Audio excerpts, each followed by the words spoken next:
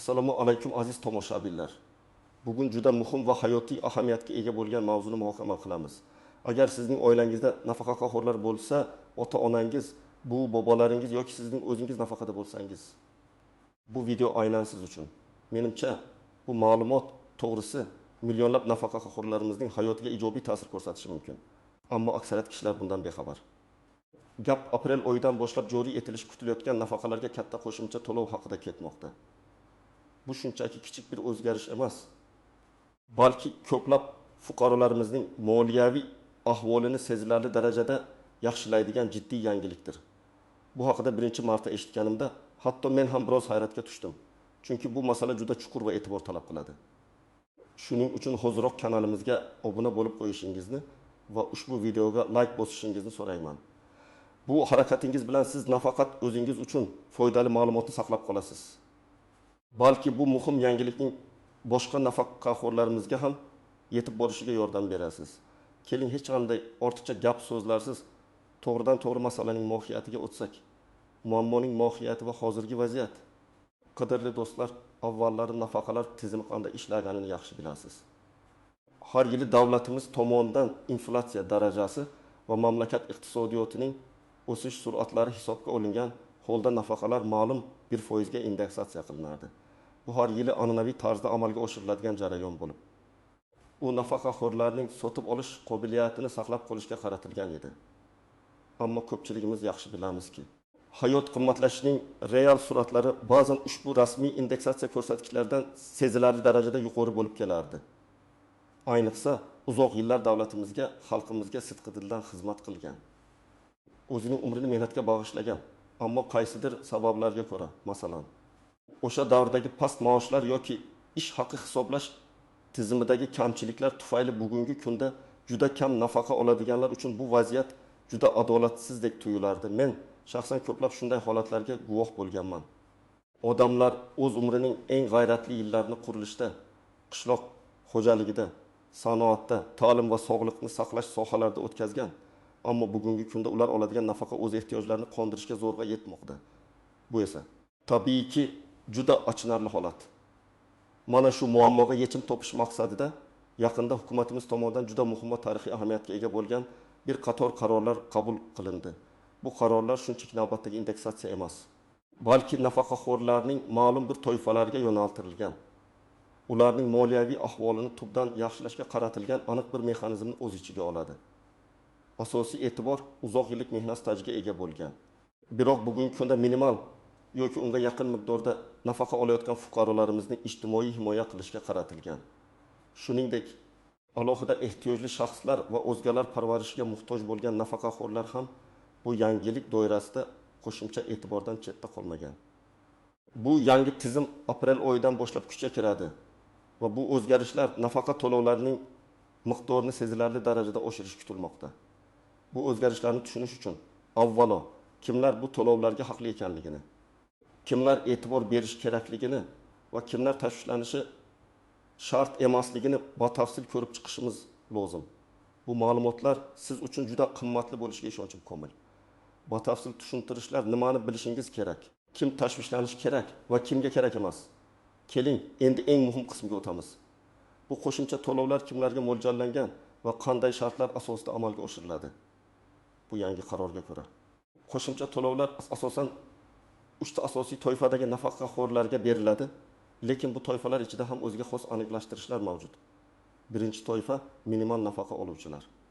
Agar sizning nafaqangiz hozirgi kunda belgilangan minimal miqdorga teng bo'lsa yoki undan biroz oshsa, siz ushbu qo'shimcha to'lovga deyarli kafolatli haqlisiz. Hukumatimizning asosiy maqsadi minimal daromadli nafaqaxo'rlarimizning turmush sharoitini yaxshilashdir. Ko'plab hollarda minimal nafaqa oluvchilarning aksariyati uzoq yillar davomida ishlagan. Ammo Sovet davridagi past maoshlar tufayli ularning nafaqa miqdori zamonaviy iqtisodiy sharoitlarga to'g'ri kelmasdi. Masalan, hozirda minimal nafaqa miqdori deylik 600 ming so'mni tashkil etadi. Bu shartli raqam. Aniq ma'lumotlarni pensiya jamg'armasi saytidan tekshirishingiz mumkin. Agar sizning nafaqangiz aynan shu miqdorda bo'lsa, sizga qo'shimcha 1,5 ming so'mdan 2,5 ming so'mgacha bo'lgan to'lov belgilanishi mumkin. Bu to'lov nafaqangizga qo'shimcha ravishda har oyda to'lanadi va bu sizning umumiy daromadingizni sezilarli darajada oshiradi.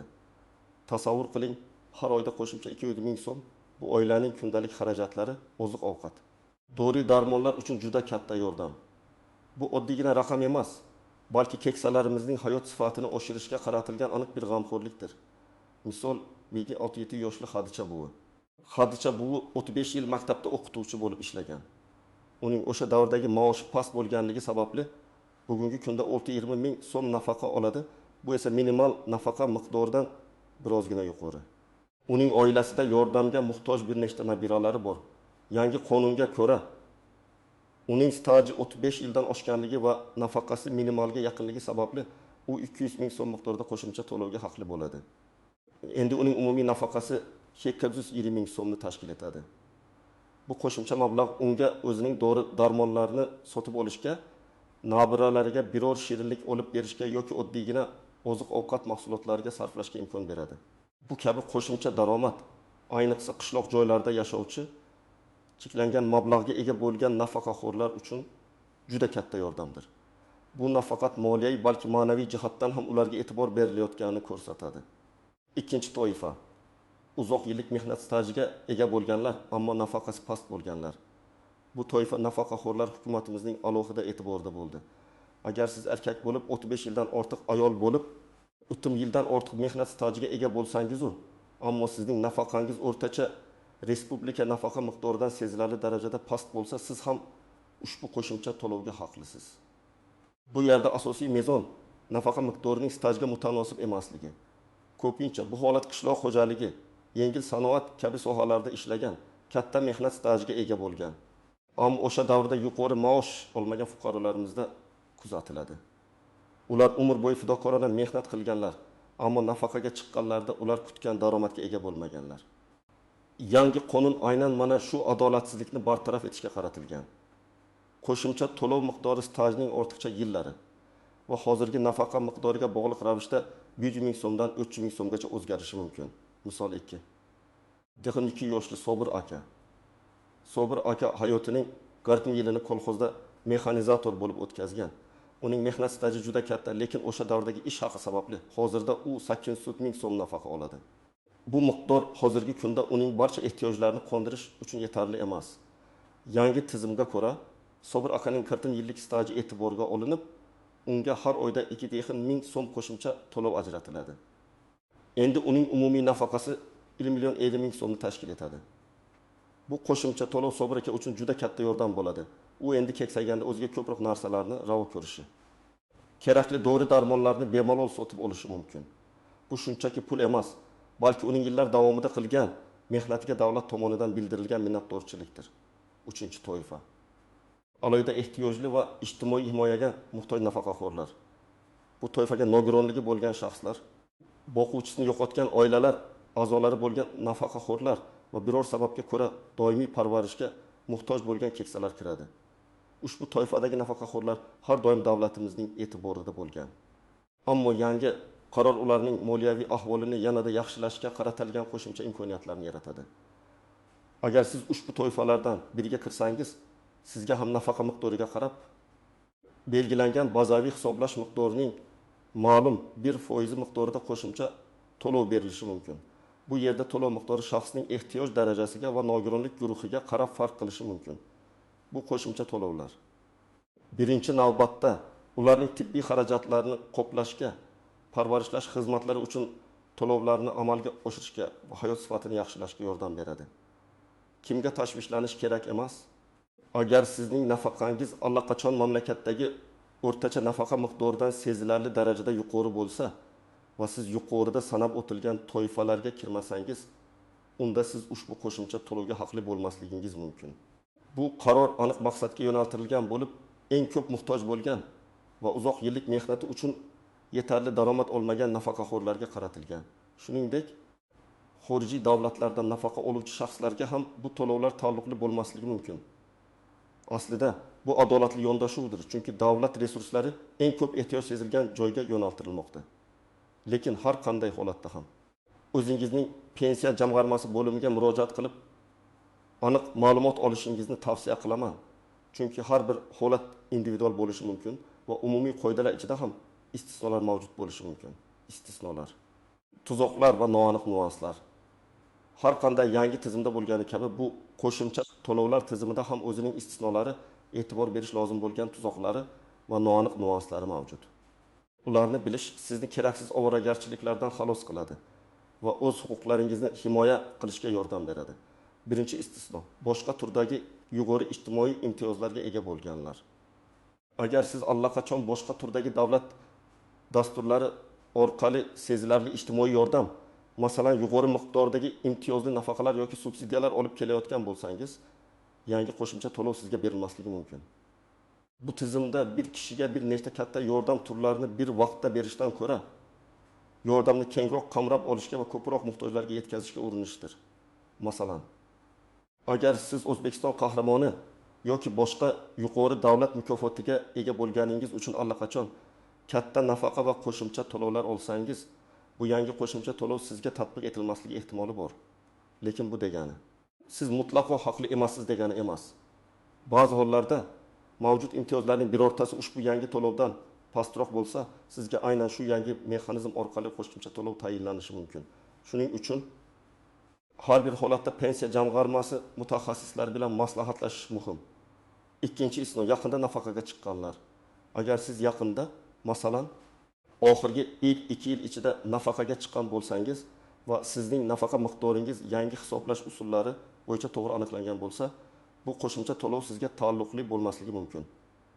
Sababi, ushbu qaror asosan Sovet davridagi yoki o'tish davridagi past maoshlar tufayli kam nafaqa olgan, uzoq stajga ega bo'lgan keksa avlodni qo'llab-quvvatlashga qaratilgan. Yangi qoidalar bo'yicha hisoblangan nafaqalar odatda adolatliroq bo'ladi. Ammo agar sizning mehnat stajingiz katta bo'lsa-yu, lekin o'sha davrdagi maoshlaringiz hozirgi minimal nafaqa miqdorini ham ta'minlamasa, siz ham shu to'yfa kirishingiz mumkin. Uchinchi istisno, xorijiy davlatlardan nafaqa oluvchilar. Agar siz O'zbekiston fuqarosi bo'lsangiz-u, ammo boshqa biror davlatdan nafaqa olsangiz, masalan, Rossiya Federatsiyasidan yoki Qozog'istondan, bu qo'shimcha to'lov sizga berilmaydi. Bu qo'shimcha to'lov O'zbekiston davlat byudjetidan moliyalashtiriladi va faqat O'zbekiston pensiya jamg'armasi orqali nafaqa oluvchilarga mo'ljallangan. Bu xalqaro kelishuvlar va qonunchilik bilan bog'liq bo'lgan ancha murakkab masaladir. Endi esa tuzoqlar va noaniq nuanslar haqida. Tuzoq bin avtomatik hisoblash va arizaga bog'liqlik. Ko'pchilik nafaqaxo'rlar agar haqli bo'lsam, o'zi avtomatik hisoblab berishadi deb o'ylaydi. Biroq bu har doim ham to'g'ri emas.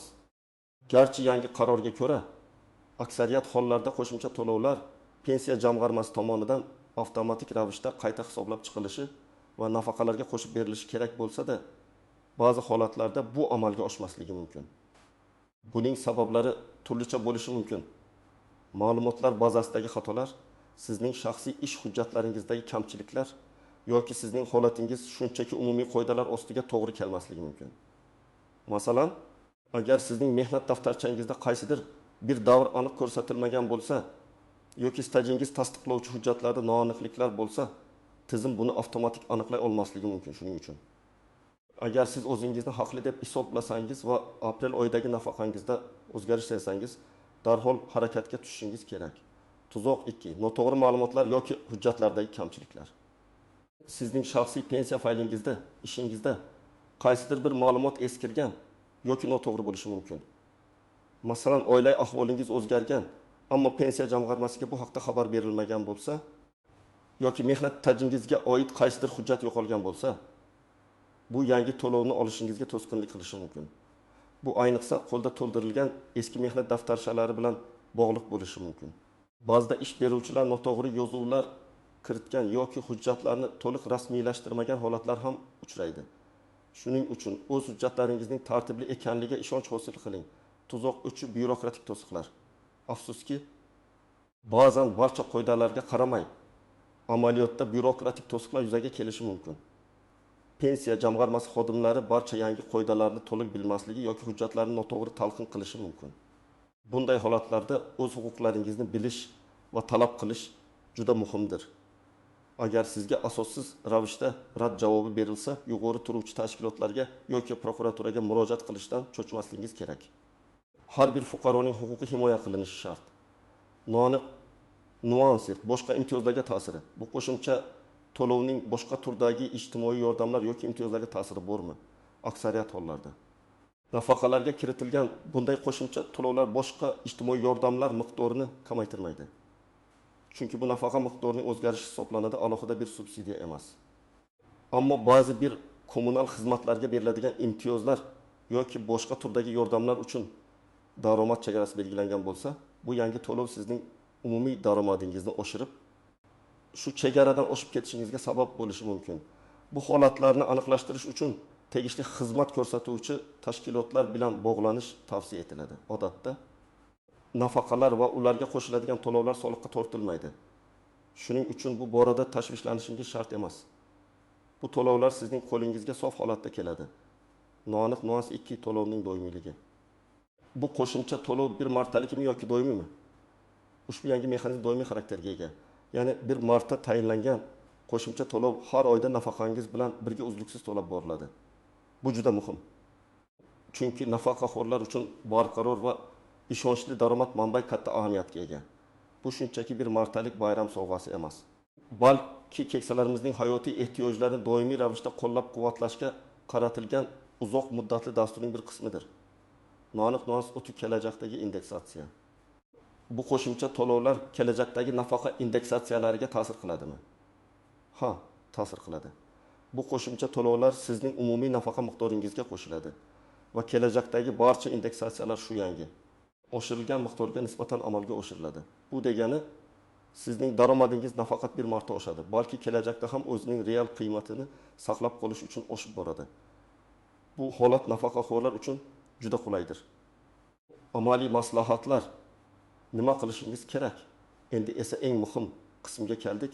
Siz bu muhim yangilikdan to'liq foydalana olishingiz uchun nima qilishingiz kerak?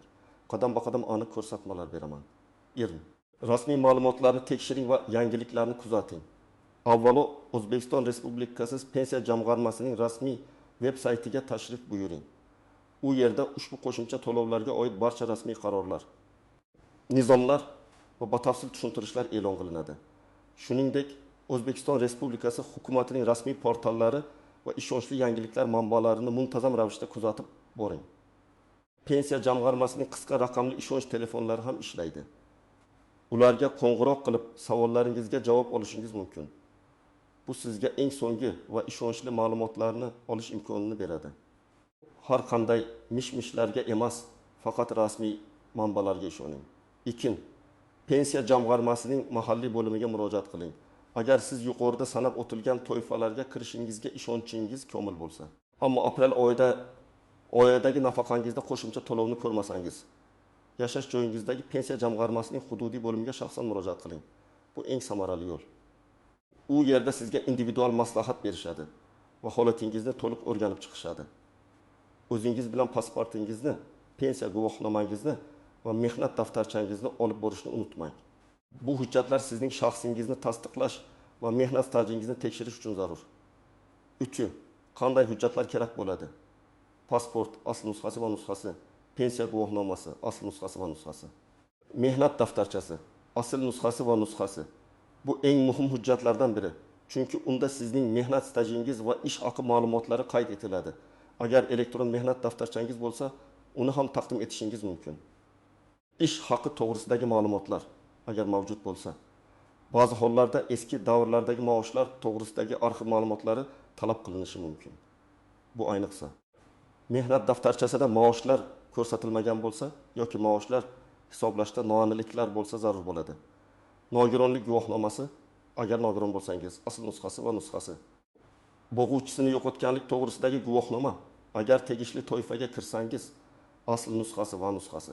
Ariza, ko'pincha joyida berilgan shakl bo'yicha ariza to'ldirishingiz kerak bo'ladi.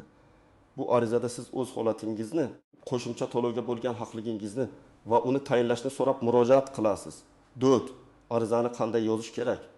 Pensiya jamg'armasi bo'limida sizga ariza blankasi berishadi.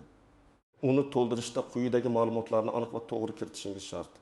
EFIS, familiya, ism, sharifingiz, pasport ma'lumotlaringiz, yashash manzilingiz va telefon raqamingiz, pensiya guvohnomasi raqami. Qo'shimcha to'lovni olishga haqliligingiz sababi, masalan, minimal nafaqa oluvchi sifatida, uzoq yillik mehnat stajiga ega bo'lgan kam nafaqa oluvchi sifatida va agar sizning holatingiz o'ziga xos bo'lsa, qisqacha tushuntirish yozishingiz mumkin. Arizangizni 2 nusxada tayyorlab, bir nusxasini pensiya jamg'armasi xodimiga topshiring va ikkinchi nusxasiga qabul qilinganligi haqida belgi, shtamp va imzo qo'yishini so'rang. Bu kelajakda muammolar yuzaga kelgan taqdirda sizning murojaatingizni tasdiqlovchi hujjat bo'lib xizmat qiladi. 5 murojaat qilish muddatlari. Garchi qo'shimcha to'lovlar aprel oyidan boshlab joriy etilishi kutilayotgan bo'lsa-da, bu to'lovlarni tayinlash uchun aniq bir muddat belgilanmagan. Ammo kechikmaslikni maslahat beraman. Qanchalik tez murojaat qilsangiz, shunchalik tez natijaga erishasiz. Agar avtomatik tarzda to'lanmasa, aprel oyining oxirigacha yoki may oyining boshida murojaat qilish eng maqbul vaqt hisoblanadi. Tushunmovchiliklar yuzaga kelsa nima qilish kerak? Agar siz pensiya jamg'armasida tushunmovchilikka duch kelsangiz, masalan, rad javobi olsangiz va bu rad javobini asossiz deb hisoblasangiz, tushkunlikka tushmang. Sizning huquqlaringizni himoya qilish uchun quyidagi yo'llar mavjud. Pensiya jamg'armasining yuqori turuvchi organiga, viloyat yoki respublika boshqarmasiga yozma murojaat qiling. Adliya vazirligiga murojaat qiling. Xalq qabulxonalariga murojaat qiling. Prokuraturaga murojaat qiling. Agar boshqa yo'l qolmasa, sudga murojaat qilish huquqingiz bor. O'z huquqlaringizni bilish va ularni talab qilishdan qo'rqmang. Siz yolg'iz emassiz. Xulosa va yakuniy chorlov. Aziz nafaqaxo'rlar va ularning yaqinlari, bugun biz siz uchun juda muhim bo'lgan yangilikni, ya'ni aprel oyidan boshlab nafaqalarga berilishi kutilayotgan katta qo'shimcha to'lov haqida batafsil ma'lumot berishga harakat qildik. Bu shunchaki bir xabar emas, balki ko'plab fuqarolarimizning turmush darajasini yaxshilashga qaratilgan amaliy qadamdir. Sizning uzoq yillik mehnatingiz va jamiyatimiz rivojiga qo'shgan hissangiz davlatimiz tomonidan qadrlanadi va e'zozlanadi. Esingizda bo'lsin. Bu qo'shimcha to'lovdan foydalanish uchun ba'zi hollarda o'z harakatingizni ko'rsatishingiz talab etilishi mumkin.